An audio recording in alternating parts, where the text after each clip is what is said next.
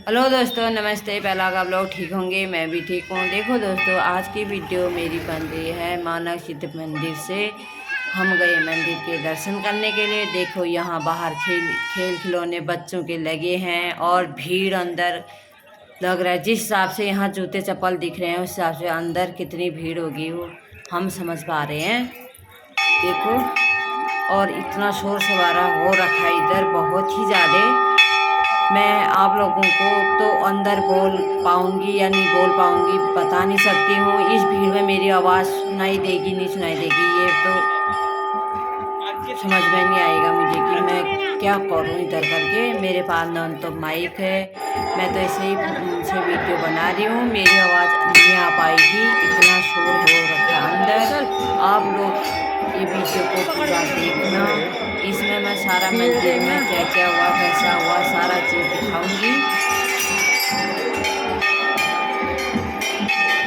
ये देखो, जहाँ तक हो सकता है मैं अपने बोलने की कोशिश कर रही हूँ। इतनी भीड़ हो रखी है, इतनी गर्मी हो रखी है अंदर। ये देखो लाइन, देखो कीर्तन वालों के कीर्तन चल रखे हैं, दर्शन करने वालों की लाइन लगी है।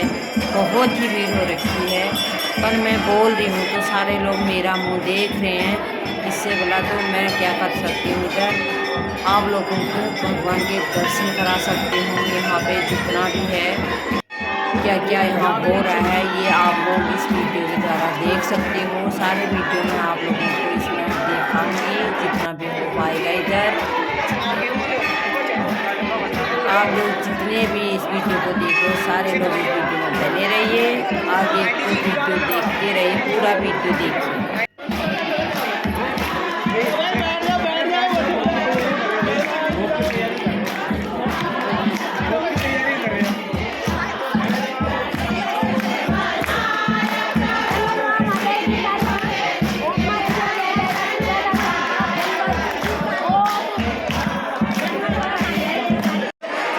ले लो आप लोग आके।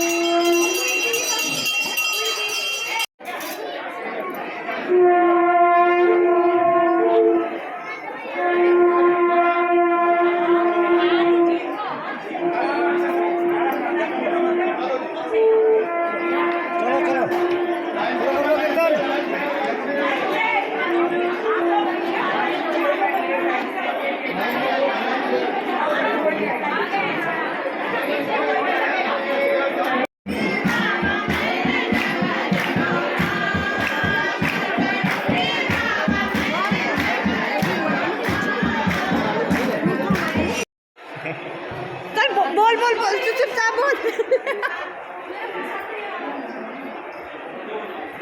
बोल दिया ना।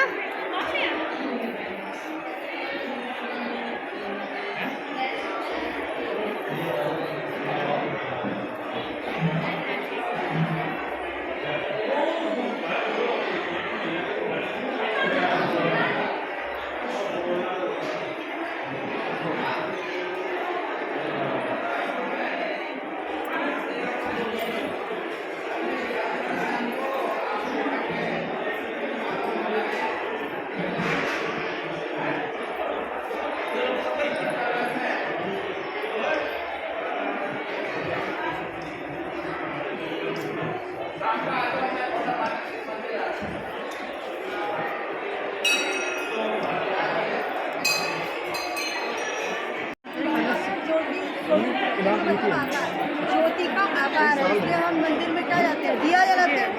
तो परमात्मा शुक्र के रूप में ज्योति में आकार है, उसका कोई हमारे आँख के सबके जैसा शरीर का आकार नहीं है, इसलिए उसको कहते हैं निराकार।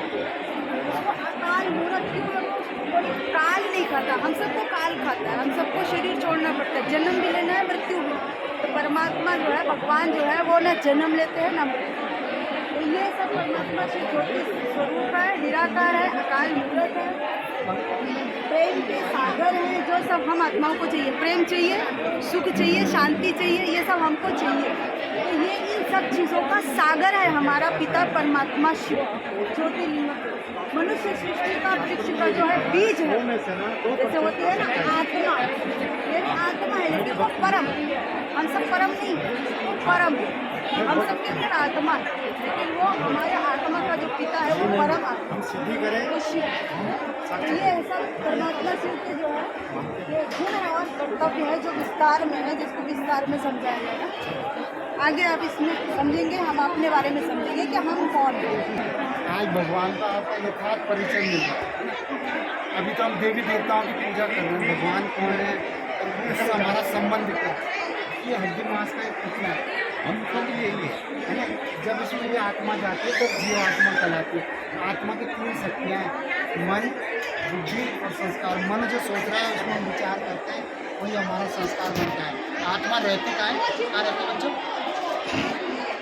आत्मा। अगर आत्मा ठीक होगी तो ये शरीर अपने आप ठीक चलेगा। अगर आजकल कर क्या कर रहे हैं लोग, जिम जाते हैं, शरीर को फिट कर रहे हैं, लेकिन आत्मा तो फिट ही नहीं है, सोच कुछ रहे हैं, चल कहीं रहा है ना। तो जैसे हम शरीर को भोजन खिलाते हैं, जैसे आप अभी भंडारा खाओगे ना, ये शरीर को भोजन खिलाए, लेकिन ऐसे आत्मा को भी भोजन खिलाना है। आत्मा का भोजन क्या है? प्रेम, पवित्रता, सुख, शांति, आनंद, ये भगवान से हमें मिलती है। जब हम मेडिटेशन करते हैं तब ये शक्तियाँ हमें मिलती है। जैसे धूप से हमें विटामिन डी मिलता है ना, ऐसे परमात्मा से हमें ये शक्तियाँ मिलती है। शिव कहा जाता है।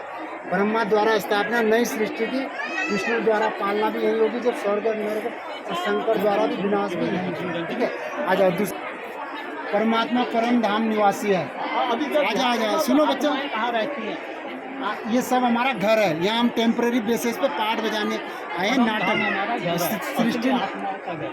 सृष्टि नाटक में तो ये हमारा पिता है, परम पिता परमात्मा है। हम आत्माओं का पिता यहाँ रहता है, यहाँ हमारा घर है परमानेंट।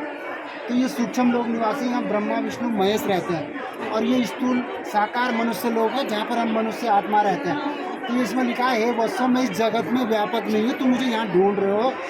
इस मनुष्य सृष्टि का बीज रूप हूँ मैं। ठीक है, सूर्य चांद तारों से भी पार परम धाम वासी हो। कलयुग के बहन जी बातों में मत लगाओ ना, सुनने दो। मैं कलयुग के अंत, सतयुग के अर्थात पुरुषोत्तम संगम युग में आता हूँ। सर्व को मुक्ति और जीवन मुक्ति का वर्षा देने के लिए आता हूँ। ठीक है, आ जाओ आगे का। आप बताइए। ये सृष्टि चक्र है। ये सृष्टि चक्र जब आपका शादी या ऐसा कुछ हुआ होगा तो ऐसा बनाते हैं ना। ये किस लिए बनाते हैं? स्वास्तिक बोलते हैं ना। ये सतयुग, त्रेतायुग, द्वापर युग, कलयुग, तो ये टोटल 5000 साल की सृष्टि है, लाखों साल की सृष्टि है। ठीक है, तो सतयुग में हम 16 कला संपूर्ण रहते हैं, त्रेतायुग में 14 कला, द्वापर युग में 8 कला ज़्यादा मिलती है अपने। कलयुग में 0 कला हो जाती है। 100 साल का संगम युग है, तो 100 साल में परमात्मा को आए हुए 88 ईयर हो चुके हैं। 12 साल बाद परिवर्तन होगा। आप भगवान को सुनो या न सुनो, उसने अपना कार्य करना ही करना है, ठीक है। मतलब यहाँ पर नई दुनिया आएगी। तो ये ऐसा सिंबल दिखाया जब हम भारत भूमि वाले ही देवता है कि स्वर्ग में थे, तो ऐसे हाथ रहता है। 2 कला कम होने से ऐसे हो जाता है। यहीं आओगे, यही आपके माता पिता थे, यही आपके पति थे। 5000 साल बाद फिर यहीं आओगे। आ जाओ। ये चैप्टर बहुत, आप शिव के मंदिर में आए हो ना, ये चैप्टर बहुत वैसा है, इसे सुनना। शिव और शंकर में महान अंतर। ये कौन है? ये कौन है? ये पीछे भी चैप्टर में आया था। ये रचयिता है, इसलिए इसमें तीन निशान रहते हैं ना। ये ब्रह्मा विष्णु शंकर के भी रचयिता भगवान शिव, इसलिए भगवान को त्रिमूर्ति शिव कहा जाता है। ये कल्याणकारी परमात्मा है, ये विनाशकारी देवता है और सूक्ष्म लोक वासी है। इनकी पत्नी है पार्वती, गणेश कार्तिकेय इनका बच्चा है। और जब ये कैलाश में जाते हैं तो ध्यान मुद्रा में रहते हैं। ये भी किसकी करते हैं पूजा? शिव की पूजा करते हैं, इसलिए इन्हें ध्यान मुद्रा में दिखाते हैं। ये सबसे ऊपर नहीं है, सबसे ऊपर ये है, ठीक है। इसलिए ये चैप्टर बहुत अनिवार्य है, ठीक है। तो ये परमात्मा शिव, ये जब ये शिवरात्रि मनाते हैं, शिव की रात्रि मनाते हैं, राम का जन्म मनाते हैं, कृष्ण का जन्म मनाते हैं और नौ दुर्गा की नवमी मनाते हैं। तो शिव की रात्रि क्यों मनाते हैं हम? हाँ भाई जी, शिव की रात्रि को, सबका जन्म मनाया तो शिव की रात्रि क्यों मनाई? उस दिन बोलते हैं कि शिव और पार्वती का विवाह हुआ था, यही बोलते हैं। हमने तो यही देखा है अभी आजकल। इनकी तो पत्नी है पार्वती, जैसे आपका परिवार है, गणेश कार्तिकेय इनके बच्चे हैं, ऐसे इनका तो सारा विश्व परिवार है। आप सब, हम सब इनके परिवार है, हम रचना है इनकी, ये रचयिता है। तो तभी तो मैं ये बोल रहा हूँ, आप लोग थोड़ा अगर बुद्धि से सुनोगे कि ब्रह्मा विष्णु शंकर के भी रचयिता भगवान शिव है, ठीक है। तो शिव का अवतरण होता है, शिव का जब अवतरण होता है तो इसलिए शिवरात्रि मनाई जाती है। तो काम क्रोध लोभ मोह अहंकार 5 विकार हमारे अंदर है। तो जब वो अवतरण लेते हैं तो जो राजयोग और मेडिटेशन का प्रैक्टिस करते हैं तो इन विकारों का नाश होता है। अवतरण होता है, भगवान का अवतरण होता है, न कि जन्म होता है। सबका जन्म होता है, देवताओं का जन्म हुआ, राम की भी माँ थी, कृष्ण की माँ थी, लेकिन शिव की कोई माँ नहीं।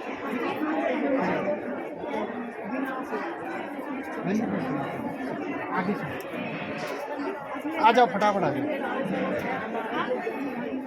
भारत के उत्थान और पतन के 84 जन्मों की कहानी। आप लोग क्या बोलते हैं, कितने लाख जन्म होते हैं इंसान के? 84 लाख। आप अपने परदादा का नाम बताइए, मैं मान जाऊंगा कि 84 लाख जो नहीं है। किसने रखा हिसाब किताब? 84 लाख साल कोई जिया, वही तो हिसाब किताब रखेगा ना इस चीज़ का। तो वो तो ये बोलते ना कीड़े मकोड़े बन गए, तो शास्त्रों में लिखा हुआ है कि मतलब ऐसे करके ना। भगवान जब धरती पर आता है ना, हम तो शास्त्रों का ही मान के चल रहे हैं। आपकी कोई गलती नहीं है जी। भगवान जब धरती पर आता है तो भगवान बोलता है टोटल 5000 साल की सृष्टि है। 5000 साल में मनुष्य आत्मा ही मनुष्य, आप मैं शरीर छोड़ूंगा ना तो मैं मनुष्य का ही जीवन धारण करूंगा। जो भी शरीर छोड़ता है दुनिया में वो मनुष्य का ही जीवन धारण करता है। फर्क इतना होता है कि वो अच्छे कर्म करेगा तो अच्छे घर में जन्म लेगा, नहीं तो बुरे कर्म करेगा तो कहीं भिखारी ये तो जाएगा। लेकिन मनुष्य का ही जीवन धरती देवताओं का घराना रहता है 1250 साल, ठीक है। तो यहाँ 8 जन्म 9 लाख आत्माओं से शुरू होता है सतयुग। तो द्वापर युग शुरू होता, यहाँ पर फिर त्रेता युग शुरू होता है। तो यहाँ पे राम का जन्म होता है, राम नवमी मनाते हैं, कृष्ण जन्माष्टमी मनाते हैं, राम नवमी है ना।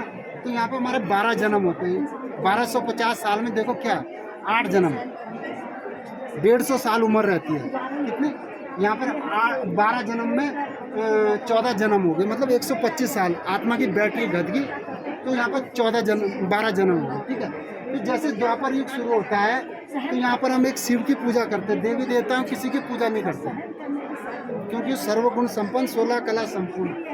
तो यहाँ पर पहले एक शिव की पूजा करते हैं और यहाँ तक 33 करोड़ देवी देवताएं समाप्त हो जाते हैं। तो ये देवी देवता ही जब हमारी आत्मा की बैटरी कम हो जाती है 8 कला में, तब हम ढूंढते हैं भगवान को।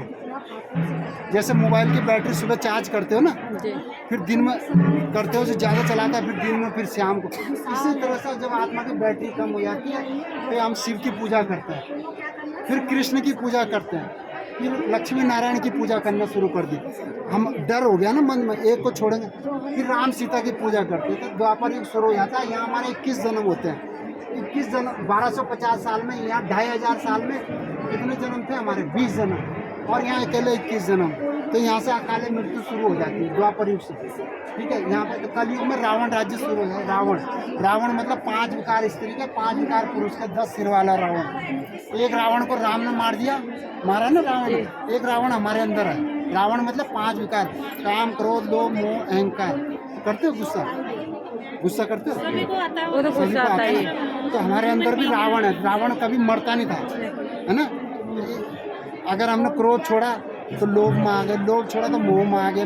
ये मेरा बच्चा, ये मेरा पति है, पहले मांगा भगवान से, अब ये मेरा हो गया। ये बच्चा दे देना भगवान, ये दे देना, मुझे पढ़ाई दे देना, मुझे नौकरी। तो पहले भगवान से मांगा, आप बोलते हैं मेरा। और जब कोई दुख लगता है तो भगवान को बोलते हैं इसने दुख दे दिया। तो भगवान, अगर हम पहले उसे यूँ बोले कि ये आपका, इसे आप संभालो, ये लड़का कहना नहीं मान रहा, आप इसे संभालो, तो ये यहाँ पर से रावण राज्य शुरू हो जाता है। तो यहाँ पे बजरंग बली की पूजा, गणेश जी की पूजा, अभी तिराहे चौराहे की पूजा कर रहे हो। हाँ कोई बोलता है यहाँ चले जाओ, कोई बोलता है चौराहे पर, तो सब भगवान को ढूंढ रहे हैं। अभी जाते हैं मंदिर में, या बजरंग बली को ना छोड़ दें, राम को ना छोड़ दें, कोई बुरा ना मान जाए, तो भगवान को, इसलिए ये भी सब उसकी रचना। एक को मना लो तो सब मान जाएंगे, ठीक है। तो कलयुग में हमारा 42 जन्म होते हैं 1250 साल में, इसलिए मनुष्य आत्मा इतनी जल्दी शरीर छोड़ रही है। तो कलयुग में दिखाते हैं, महाभारत युद्ध हुआ था ना, महाभारत, द्रौपदी चीरहरण दिखाते हैं। तो एक द्रौपदी के लिए भगवान नहीं आता धरती पर, हम सब द्रौपदियाँ, मानसिक रूप से सबका चीरहरण हो रहा है। तो ऐसे चीरहरण नहीं। तो आज घर घरों में देखो, आप सुन रहे हो न्यूज़पेपरों में, है ना। अरे खाली तो हो गए, खाली तो हो गए। एक आंटी 3-4 दिन